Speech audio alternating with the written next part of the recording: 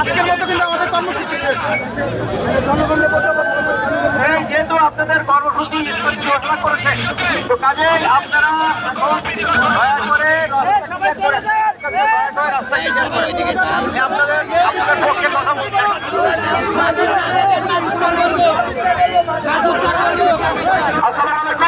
আপনারা আজকে এই যে শান্তিপূর্ণ কর্মসূচি পালন করেছেন, আপনাদেরকে অত্যন্ত ধন্যবাদ।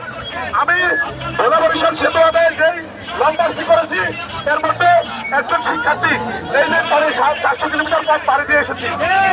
আমি এইখানে 5 দিন অবস্থান করেছি। এখন আমাদের কথা একটু আপনাদের শুনতে হবে, আপনারা একটু শুনবেন ইনশাল্লাহ। আমরা আমাদের নতুন কর্মসূচি ঘোষণা করেছি।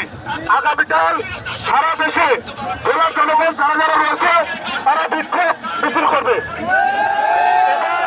এবং আমরা সরকারকে 72 ঘন্টা সময় বেঁধে দিয়েছি আগামী সোমবার 12টা পর্যন্ত।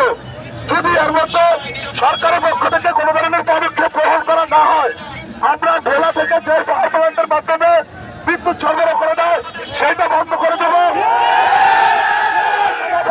এবং আমরা কঠোর আন্দোলন করবো।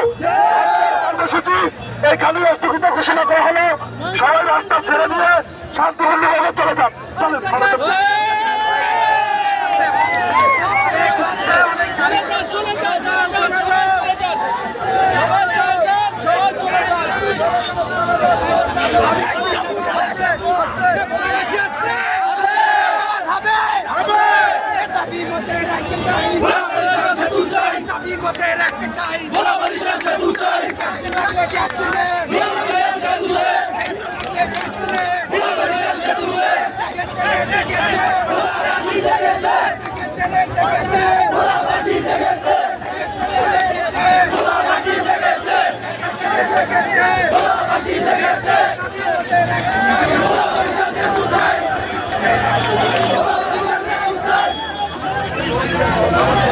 শেষ শেষ কর্মসূচি শেষ কর্মসূচি শেষ কর্মসূচি শেষ।